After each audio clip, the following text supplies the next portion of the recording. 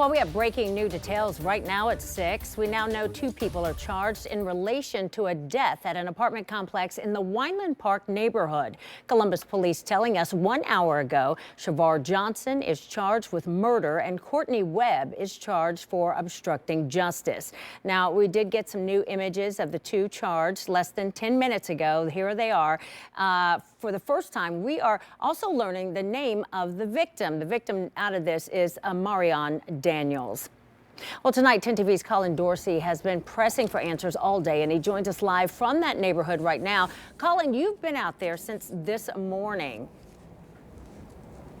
Right, a lot of new information coming in with just in the last hour. I can tell you now, it was just over there where a resident came outside and found Marion Daniels lying in a lot of blood and decided to call 911. Also just learned about an hour ago from these charging documents that Shavar Johnson is accused of running up to a vehicle that Daniels was in. Johnson opens up the door and they get into a fight, and Johnson is accused of stabbing him multiple times. I also know tonight that Daniels died from multiple stab wounds. Now, for most people around here, they had no idea this happened, but it's still shocking.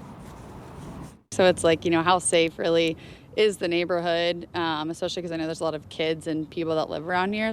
That's the question Hannah Stravell is asking herself as she prepares to move out of the Grant Park apartments. She's lived here since they opened and says this is far from normal. Nothing like this has ever happened. There's always the occasional car break-in, window busted out thing, but no murder, heavy crime or anything to that extent. But this morning when she and others in the complex walked out, this is what they were greeted with: a flurry of police cars and crime scene tape. 3 hours ago, I just got the 911 call. This is what one resident says she saw.